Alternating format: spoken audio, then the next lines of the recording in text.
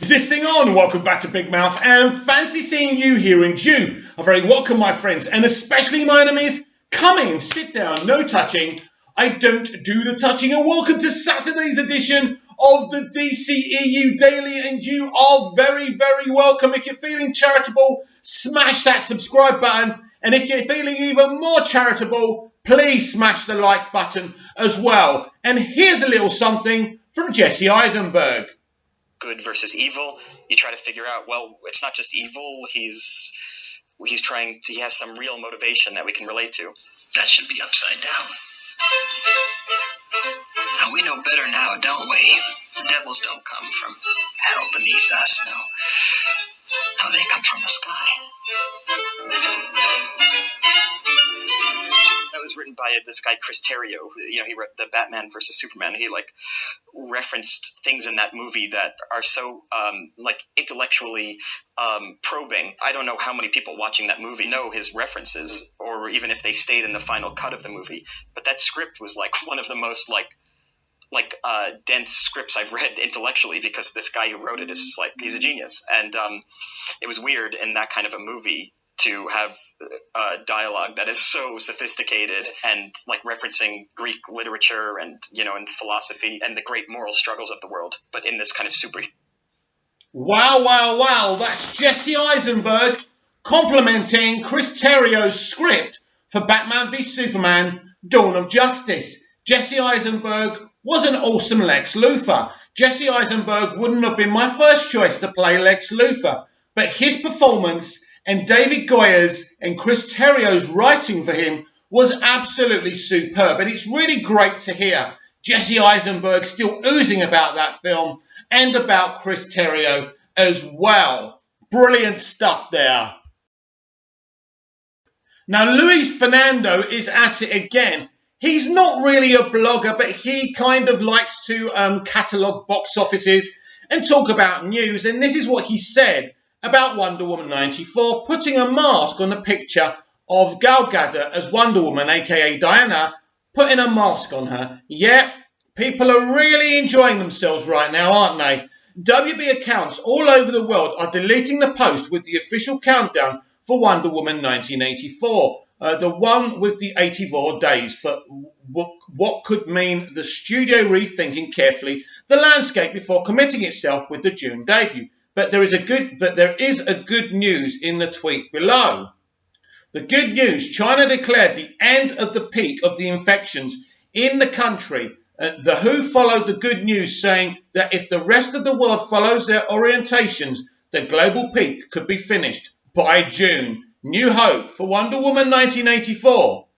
All details about the decline of the peak in China and a new hope for the rest of the globe to reach the same in June you can find here. Right, YouTube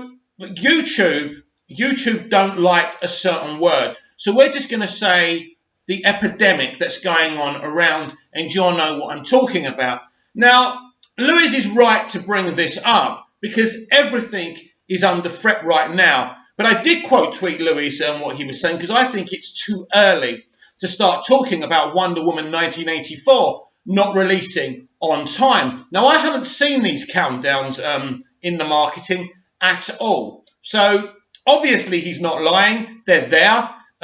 He reckons they've taken them down. They've probably done it as a precautionary measure because they don't know if they're going to have to cancel the movie. Of course, whatever happens with Wonder Woman 1984, you will find out first here on Big Mouth on the DCEU Daily. Now, China are amazing, aren't they? We're going to talk about this for a little bit, right? China are amazing. And I've spoken about this before. Now, communism versus capitalism, and I've spoken about that before, is two different ways of human beings living.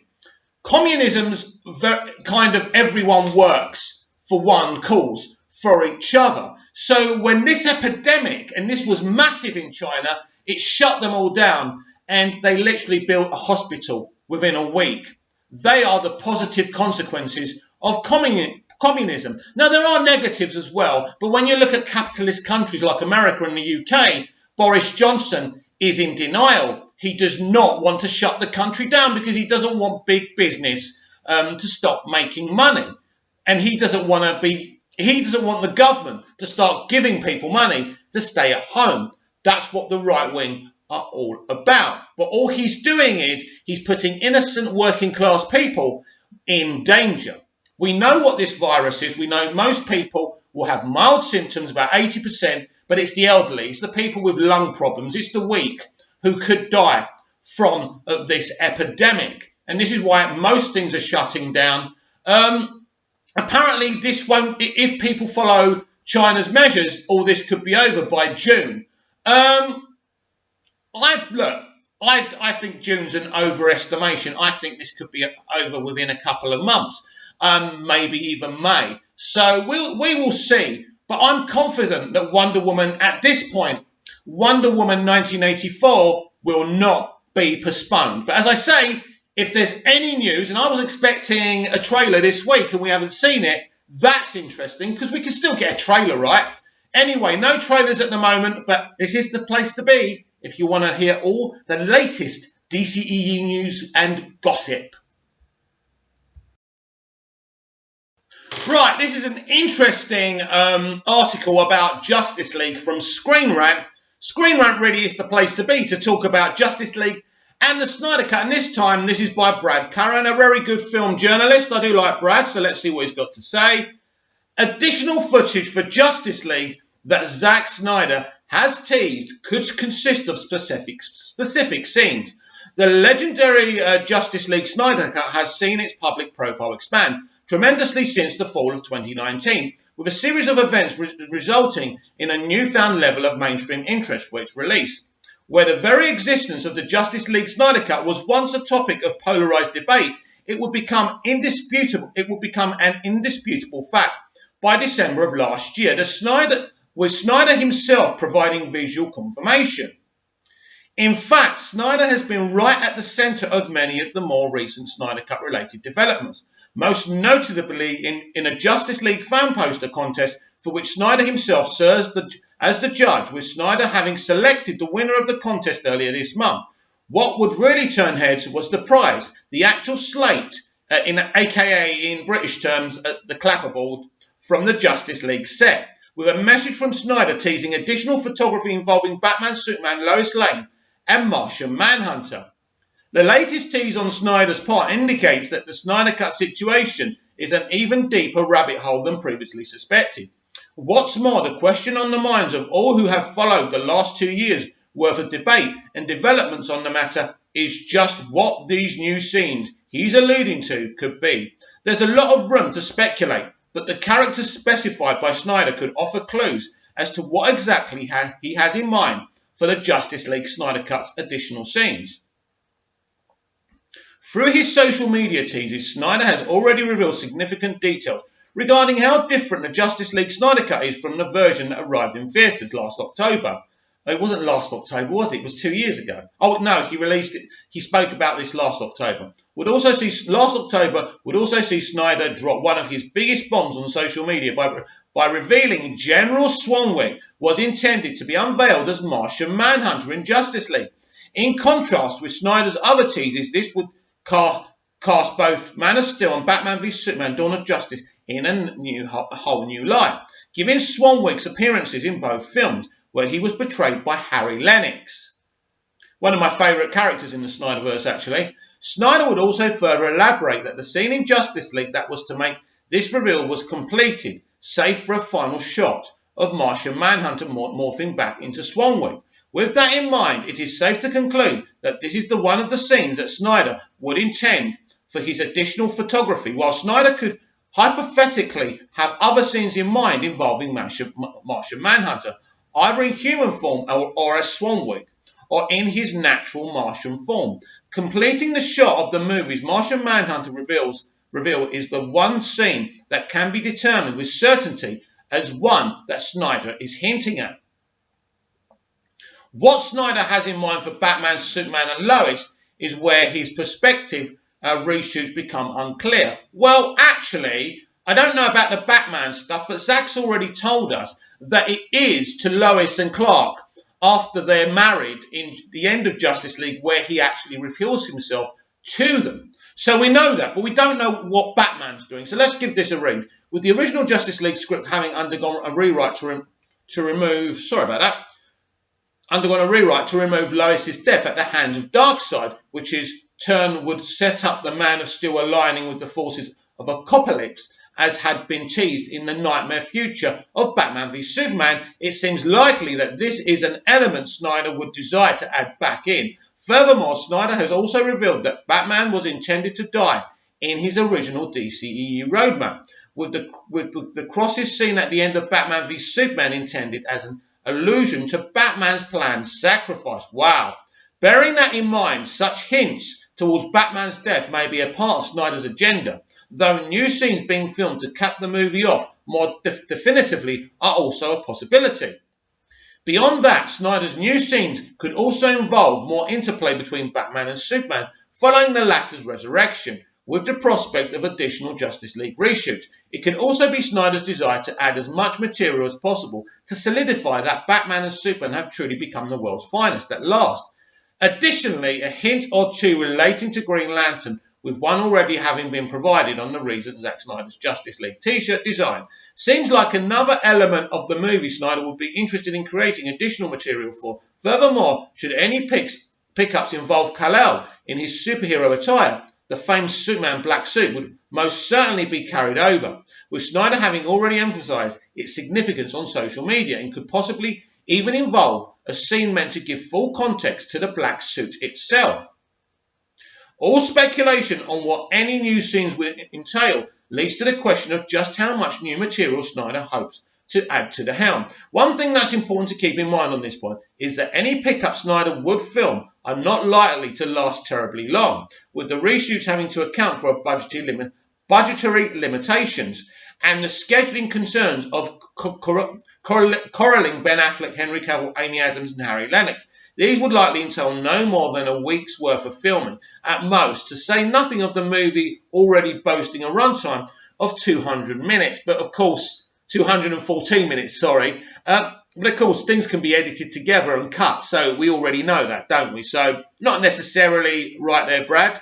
What's more, the extra scenes aren't likely to involve big action sequences or extensive use of CGI, but instead be more centered on dialogue and story points that Snyder would seek to reintegrate into the film. The Martian Manhunter scene in particular is essentially just missing a close-up of Lennox as Swanwick for the scene's completion. The most complex addition on a technical level would be if Snyder were able to film Darkseid's originally planned murder of Lois, which could be shot fairly easily, but would likely be priciest component of the pickups.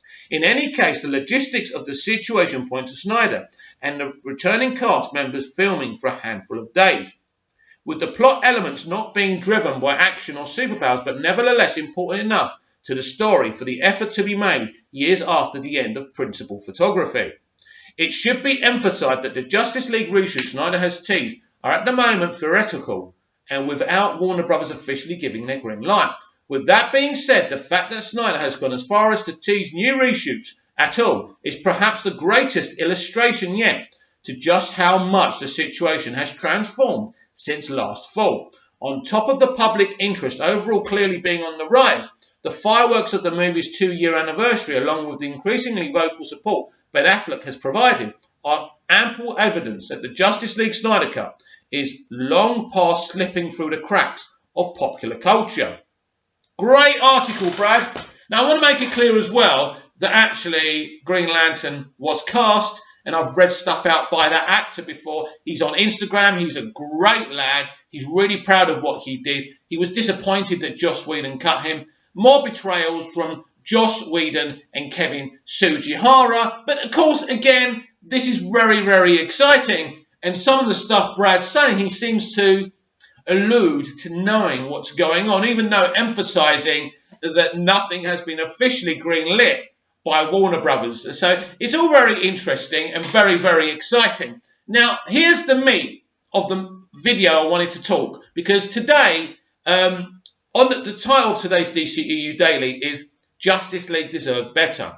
Now, I've spoken about how Zack was treated and how everyone was betrayed with what happened with Zack's removal from the project, right from the picture. But I want to talk about Justice League. Not necessarily Zack's Justice League, but Justice League.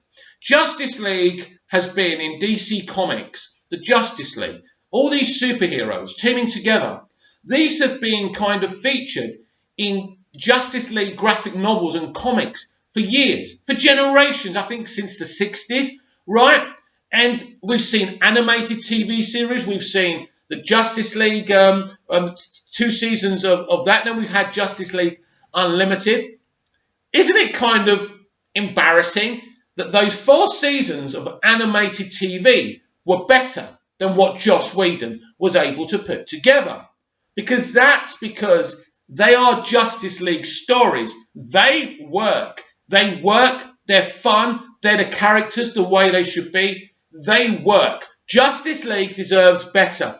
The format, the concept of the Justice League deserves better. Say what you want about Feige in the MCU, but he did the Avengers justice. The first Avengers, the second Avengers, Avengers Infinity War is also an Avengers Endgame. They have done 4 fucking Avengers movies, successful ones, whether you like them or not. They're successful and they're great for Avengers and Marvel fans, right? They work. He's achieved that, right?